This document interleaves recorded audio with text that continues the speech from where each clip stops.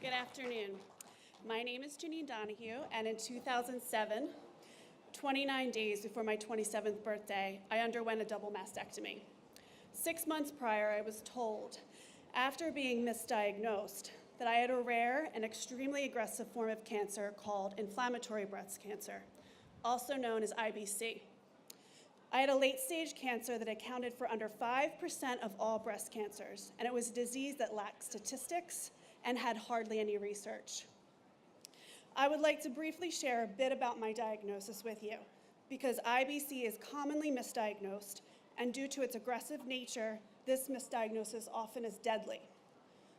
Though I was misdiagnosed, I was extremely lucky, and it was caught in time. What is alarming that even today, 11 years later, IBC is still widely unknown, undocumented, and still lacks research. My journey started in 2007 around Christmas time. I noticed my left breast was slightly swollen, had a rash, and I was having sharp shooting pains. After going to my gynecologist, I was told I had a mammary duct infection and was given an antibiotic. When the antibiotic provided no improvement, I was sent off for a biopsy. The biopsy showed I had ductal carcinoma in situ, called DCIS, which is the most common form of non-invasive breast cancer. I had hoped that my worries would be quickly resolved with a surgical procedure. A little did I know everything was going to get very worse. After a second opinion, because the first surgeon refused to biopsy my rash, I learned my fate. I had inflammatory breast cancer. In fact, all the symptoms I had, breast swelling, sharp shooting pain, a rash, were all signs of inflammatory breast cancer. Unlike DCIS, IBC needs to be treated differently. It is treated with chemo first to shrink the tumor, then a mastectomy followed by radiation.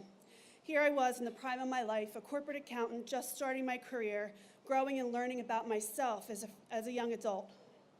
My eyes were wide with the possibilities of the future, and it just came crashing down in an instant. I was speechless. I had no family history of breast cancer and no signs of the typical gene mutations associated with breast cancer, which are BRCA1 and BRCA2. Yet I was diagnosed with late-stage inflammatory breast cancer. Without treatment, I was told I had 6 months to live.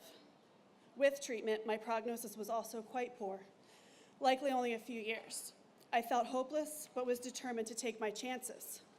For 6 years, I underwent treatment for IBC. Treatment was grueling. After chemo, I was bald and had gray skin. All the surgeries left me feeling like I had been taken apart and pieced back together again. Radiation was exhausting and left me burnt to a crisp. Looking at myself in the mirror was like looking at my own corpse. Cancer stripped me of everything that I knew. And let me tell you, being a cancer patient and survivor isn't cheap. The financial burden can be just as torturous as the treatments. While I recognized I was lucky to be alive, I also mourned the person I was before IBC entered my vocabulary. And I realized that mentally I would carry facing my own mortality with me for the rest of my life. Now, 11